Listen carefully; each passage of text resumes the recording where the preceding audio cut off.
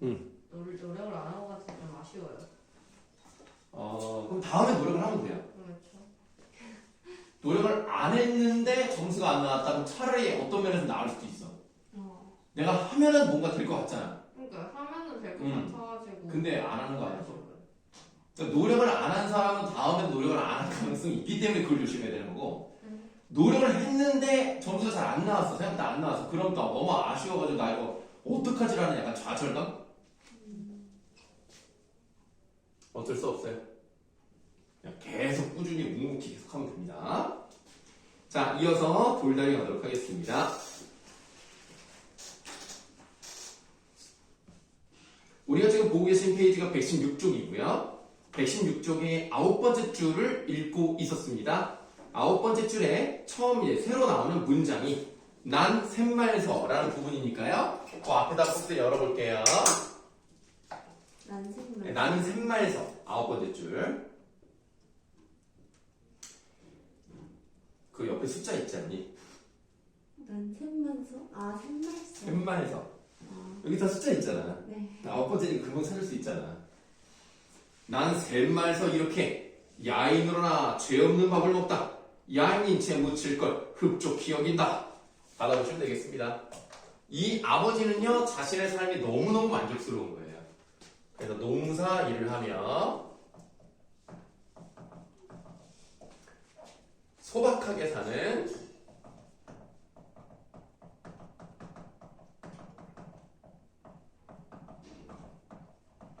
삶에 대한 만족감, 자부심, 이런 게 느껴진다.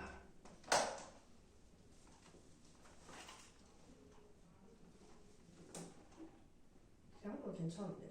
맛이요? 선생님이 사온 게 다 맛있는 거예요. 내가 굳이 뭐 너희들 줄 수 있는 것들을 맛없는 걸 사오겠니? 마운틴 듀요. 마운틴들은 정확히 말씀드리면 니네 먹으라고 사온 건 아니야. 예. 먹지 않거나. 다른 반 먹으라고 사왔는데 아무도 안 먹겠대.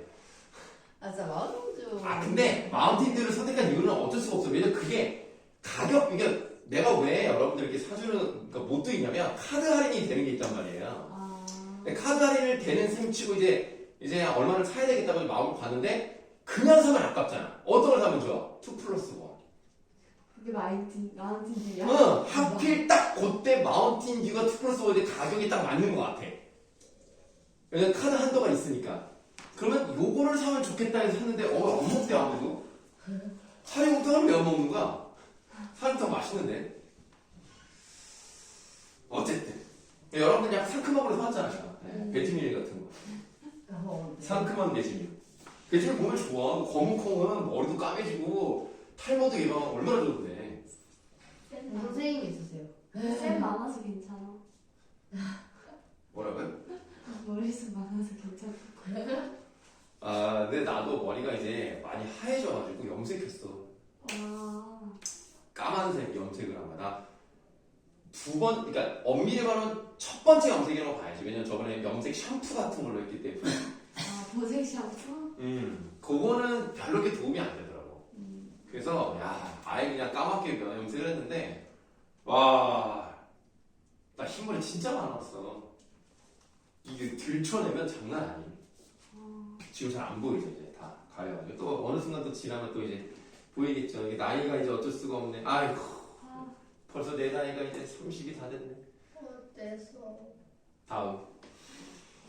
자, 자식의 젊은 욕망을 들어주지 못하는 게 애비된 마음으로도 섭섭하다.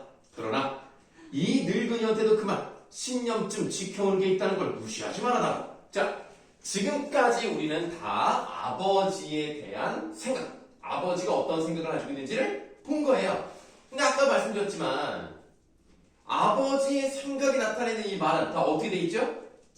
직접 인용이 돼 있다는 얘기입니다. 그래서 그 여백에다가 쓰시면 되겠어요. 자, 아버지의 대사는요, 다 대화로 내용을 제시하고 있고요. 그렇다 보면은 아까도 말씀드렸지만 아버지의 생각이라고 쓰면 좀 어울리지 않겠다. 감정이라고 해요. 감정. 아버지의 감정이나 말투가 드러난다는 거죠. 그럼 이렇게 이 사람의 생각을 우리가 직접적으로 생생하게 들을 수 있다니, 그렇다면 결국 이 서술자는 아버지의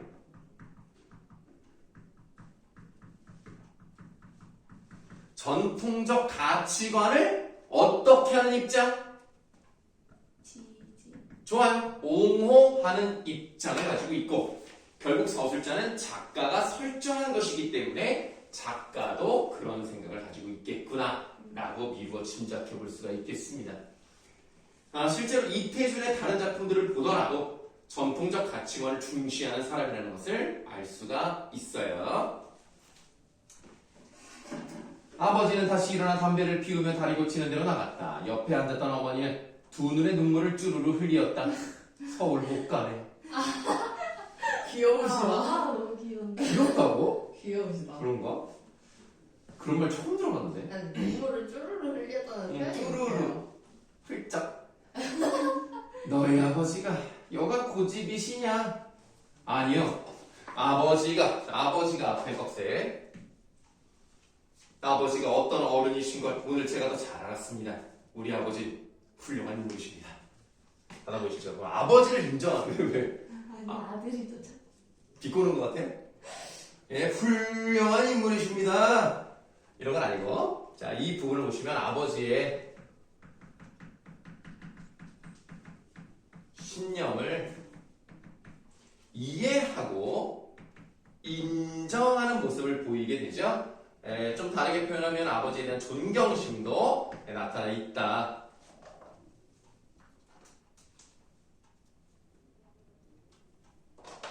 근데 이렇게 말을 하지만 창섭이도 조금 슬퍼. 병원 못 차릴까? 돈을 못 벌어서가 아니야. 돈을 벌어서가 아니고, 읽어보세요. 그러나 창섭도 코어리가 찌르르 하였다. 자기가 계획하고 온 일이 실패한 것쯤은 차라리 당연하게 생각되었고, 아버지와 자기와의 세계가 격리되는 일종의 결별의 심사를 체험하는 때문이었다. 아버지의 생각을 인정해야, 맞다고도 생각해야, 그러나 자기랑은 다르구나.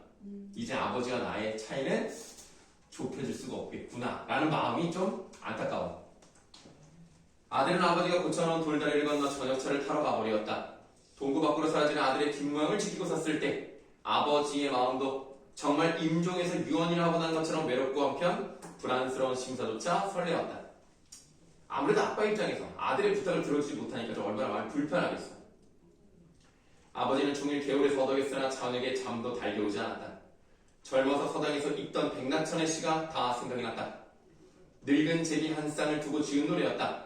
제 뱃속이 앞에 꺽쇠. 제 뱃속이 고픈 것은 참아가며 입에 얻어물은 것은 새끼들부터 먹여 길렀으나 새끼들은 자라서 날개에 힘을 얻자 어디로인지 저희 좋을 대로 다 날아가 버려 야위고 늙은 어버이 제비 한 쌍만 가을바람 소슬한 추녀 끝에 쭈그리고 앉았는 광경을 묘사하였고 나중에는 그 늙은 어버이 제비들 가리켜 새끼들만 원망하지 말고 너희들이 새끼 쪽에 역시 그러했음도 깨달으라는 풍자의 시였다. 받아보시면 되겠어요. 자, 여기다가 한번 일기 한번 해보도록 하는데 일단 내용 자체를 좀 봐야 되겠어요. 여러분들 그러잖아요. 부모가 자식을 어떻게든 잘 키우잖아. 그러니까 너희들 부모님께서도 뭐 잘 먹여주시고 학원도 데려다 주시고 학원도 등록해 주시고 먹을 것도 뭐 이제 사러 용돈도 주시고 그렇지 않습니까? 그럼 잘 자랄 거 아니에요. 근데 결국 너희들 어떻게 돼? 집을 나가도 독립을 하고 싶어하고 결혼을 해가지고 딴 집에 살고 싶어하고 그러면 잘 키웠는데 약간 허무한 느낌이 들 수도 있잖아. 그런데 그 부모도 결국 어땠어? 그랬어. 젊었을 때 그랬다는 얘기예요. 그러니까 그렇게 섭섭하게 생각하지 말아라 라는 시의 그런 풍자한 시라고 생각하시면 되겠습니다. 그래서 이 아버지는요 늙은 제비와 자신을 어떻게 한다? 동일시한다. 그래서 창섭이의 그 마음 그래 너도 그렇게 나랑 다른 생각을 가지고 너 나름의 삶을 살아가겠지 라는 것을 이해합니다. 그래서 여러분들이 나중에 결혼을 뭐 안 하고 싶을 수도 있겠습니다. 만약 결혼하게 된다면 자식 키우는 거에 너무 그렇게 너무 다 올인하지 마세요. 자식은 그냥 자식입니다. 그래서 제일 중요한 건 배우자. 내가 살아야 할 사람. 어차피 자식은 떠나거든. 독립을 하든지 아니면 뭐 이제 다른 사람이랑 결혼해서 살든지 그 자식만 바라보고 살면 안 돼. 그러면 애 결혼하고 나서는 너무 허무해. 배우자가 제일 중요한 거야. 좋은 배우자를 만나서 평생 행복하게, 뭐 돈이 많아야 되는 건 아니지만 일단 행복하게 사는 게 제일 중요하니까 너희들도 꼭 좋은 남자를 잘 고르셔야 돼요. 노인은 어두운 천장을 향해 쓴 웃음을 짓고 날이 밝기를 기다려 누구보다도 먼저 어제 고쳐놓은 돌다리를 보러 나왔다. 흙탕이라고는 어느 돌틈에도 남아있지 않았다. 저 골수로도 가운데 골수로도 끝에 골수로도 맑기만 소담한 물살이 우쭐우쭐 춤추며 빠져내려갔다. 뭐 중요하진 않습니다만 물살이 춤을 추며 내려갔다니까 사용된 피어법 뭐예요? 화류가 아니라 춤을 췄으니까 화려하기보다는 의인으로 보는 게 좀 더 맞겠죠? 네. 별로 중요하진 않아요. 가운데 장으로 쾅 굴러보았다. 발바닥만 아플 뿐 끄떡이 있을 리가 없다. 노인은 쭈루루 집으로 들어와 소금 접시와 낫수건을 가지고 나왔다. 제일 낮은 받침돌에 내려앉아 양치를 하고 세수를 하였다. 나중에는 다시 이가 저린 물을 한 입 물어마시며 일어섰다. 속에 모든 게 씻기는 듯 시원하였다. 그리고 수염에 물을 닦으며 이렇게 생각하였다. 비가 해서 꺽쇠. 비가 아무리 쏟아져도 어떤 한정을 넘는 법은 없다. 물이 분수 없이 늘어 떠내려갔다는 게 아니라 자갈이 밀려내려 물구멍이 좁아졌든지 그렇지 않으면 어느 받침돌의 밑이 물살에 둥글려 쓰러졌던 그런 까닭일 게다. 미리 바닥을 치고 미리 받침돌만 제대로 보살펴준다면 만년을 간들 무너질 리 없을 게다. 그저 늘 보살펴야 하는 거다. 사람이란 하늘 밑에 사는 날까지 하루라도 천리의 방심을 해서는 안 되는 거다. 하다 보시면 이 사람의 생각은 어떠냐면 아무리 비가 와도요 어떤 한정을 넘는 법이 없대요. 그 말은 자연은 어때? 섭리가 있는 거예요. 자연은 섭리가 있고 다 하늘의 의도가 있었던 거예요. 다만 왜 무너졌다? 하필 자갈이 밀려 내려와서 아니면 받침돌이 밑에가 밀려나서 그런 것뿐이지 하늘의 섭리는 언제나 정해져 있다. 그래서 이 사람은 어떻게 살아야 된다? 자연의 이치에 따라 살며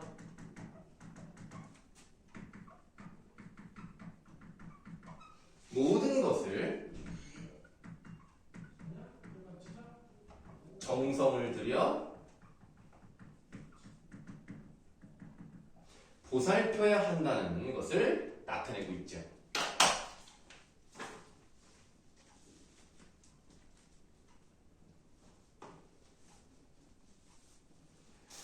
그래서 결국 이 마지막을 보시면은요, 땅의 가치라는 건 어떤 것인지 보여주면서 결국 이 현대 사회가 물질 만능주의, 그냥 땅을 다 금전적 수단으로만 보는 것을 비판하는 것이고, 아버지의 생각으로 마무리를 지으면서 아버지는 어떤 생각을 가지고 있는가, 모든 것을 정성을 들여 보살펴야 된다. 땅뿐만 아니라 돌다리조차도 다 잘 보살펴야 되는 것이 자연의 이치에 해당이 된다.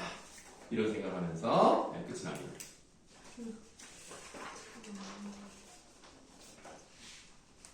자, 이렇게 이제 봤으니까 다음 작품 한번 넘어가 보시죠. 네, 다음 작품은 성난기계라고 되어 있는 부분입니다. 126쪽으로 가시면 돼요. 물이라니. 뭐라고? 성난 기계라니. 성난기계, 좀 제목부터가 좀 어때요? 뭔가 일단 좀 말이 안 되죠. 기계가 어떻게 화를 내? 일단은 과학 지문이 생각날 것 아, 과학지문 이번에 시험에도 안 나오고 시험 범위를 내지를 말자. 진짜 난 그런 게 제일 싫잖아. 아니 그니까 안 낼 거면 처음부터 내지 마. 안 낸다고 하든가 그러면 왜 괜히 낸다고 안 내? 아니 적어도 그 소강리 소나무 숲이랑 같이 내든가 그러면. 그렇죠. 소화기를 그렇게 많이 내고. 아니 나는 이해가 안 되던데. 아니 옛날에 안 그랬는데. 그 과학 연구 꼭 나왔는데. 에이 나쁜 사람. 제 생각에는 주은 쌤이 저희 반처럼 막 그 하루 안에 그걸 다 끝내느라 그냥 애들이 미안하다 많이 설명을 못했구나 하면서 그냥 뺄것 같아요. 아니야. 그렇게 할 리가 없어. 시험지 미리 시험지를 미리 출제를 했기 때문에 안 해도 되는 거였는데 안 하면 시험 범위를 내가 줄였다는 말을 하면 안 되니까 그냥 한 거야. 왜냐면 안 그러면 선생님 이거 나온다는데 왜 안 해요? 그러면 안 나와 그러면 큰일 나잖아. 그러면 그러니까 해야지 막. 진짜 아. 말로 먹는다. 자, 성난기가 한번 볼 건데 딱 보는 순간 이 글의 관련은 뭘 것 같아요? 등장인물 나오고 오른쪽에 그림도 있고 뭐라고 뭐라 그러지 이거? 시나리오? 아니 시나리오는 드라마나 영화의 대본이고요. 이건 연극의 대본인데 연극. 대본. 뭐지? 연극 뭐지? 대본? 시나리오 아니에요. 스크립트. 희곡. 힌트를 주는데 못 알아먹네. 희곡이라고 희곡. 그래서 이거는 연극의 대본입니다. 네, 시나리오는 영화나 드라마의 대본이기 때문에 좀 달라요. 우리가 소설을 봤기 때문에 이런 그 부분도 한번 봐야 되는 건데 소설은 서사관이라고 보고요. 이거는 눈앞에 펼쳐지는 연극이라던가 뭐 영화라던가 뮤지컬이라던가 뭐 이런 것들은 내 눈 앞에서 현재 진행되고 있는 거를 보여주는 거잖아요. 그래서 극이라는 갈래에 들어갑니다. 여러분 지금 딱 보고 있는 이 페이지는요. 희곡의 3요소 중에 무엇에 해당하는 부분일까요? 저 이거 했었는데. 언제 했어요? 중학교 때. 중학교 때 이거 했어? 아니 그러니까 이막 희곡 같은 걸 했었어요. 맞아요. 네. 희곡을 한 번씩은 하는데 그러니까 3요소를 했던 것 같아요. 맞아요. 했을 거예요. 희곡의 3요소. 일단 뭐가 있어야 돼? 그 대사. 대사가 있어야 돼요. 근데 대사가 또 여러 가지가 있다? 혼잣말하는 게 뭐야? 쉬워. 그냥 혼잣말하는 거. 혼잣말. 그 독배.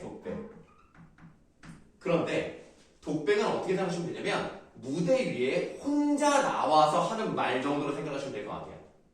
내가 이 얘기를 왜 하냐면 내가 다른 사람들과 함께 무대 위에 있는데 내가 하는 말이 관객들에게만 들리고 그 바로 옆에 있는 물리적 거리가 굉장히 가까운데도 얘네한테는 안 들려. 그걸 뭐라 그러지? 했는데. 방배이라고 합니다. 아.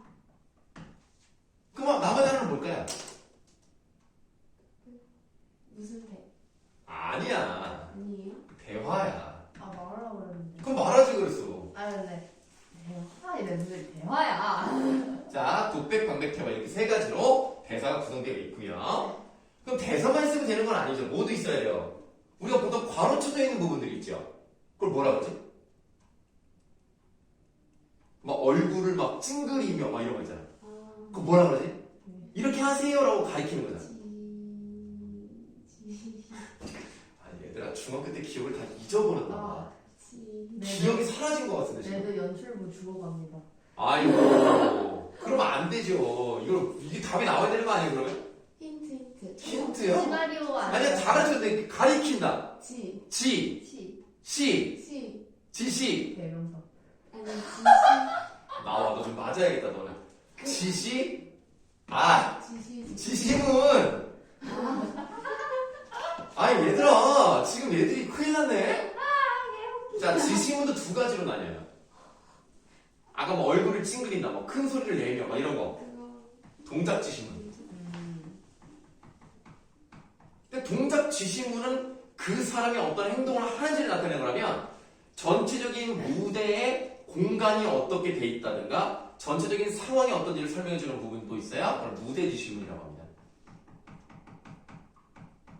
근데 지금 여기 대사나 지시문은요 여러분들이 보고 있는 126쪽에는 없어요. 그럼 126쪽은 지금 막이 오르기 전이거든요. 그럼 이 부분은 뭐에 해당될까요? 무대에 대해서 이렇게 쫙 설명을 해주고 있어. 막. 누가 나온다. 어떤 상황이다. 공간적, 시간적 이런 것이다. 알려주는 이 부분. 대사 지지면 하나 더. 3에서 중에 잠깐만요. 제발 얘기 좀 해줘. 아니 그 나레이션? 아니야, 내레이션 아니야. 야, 내레이션이면 이거를 다 말해줘야 된단 말이야. 관객들한테. 아니야. 인물? 예?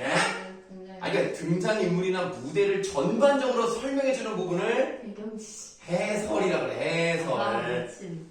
아, 큰일 났네. 자, 아니다. 이제 큰일 배우면 되니까. 났네. 연출 보고 때려쳐야 되겠네. 그러니까, 연출도 이걸 모르면 어떡해.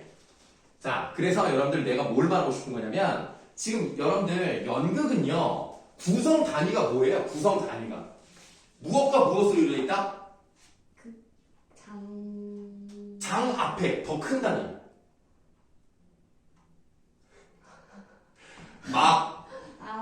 막과 장으로 이루어졌단 말이야. 1막 1장, 1막 2장, 뭐 2막 1장 이렇게 한단 말이야. 막이라는 것은 우리가 이렇게 커튼이 쳐지거나 위에서 아래로 내려오는 걸 말하죠. 그게 막이야.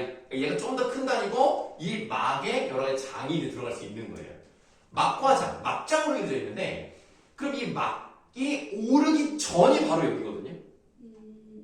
막이 오르기 전에 해설이 나와요. 그럼 이 말은 뭐예요? 막이 오른 뒤에는 해설이 없어요. 그걸 기억하셔야 돼요. 막이 오른 다음에는 해설은 없어요. 그 다음부터 다 뭐야? 해설처럼 보이지만 다 뭐야? 무대 지시문인 거야.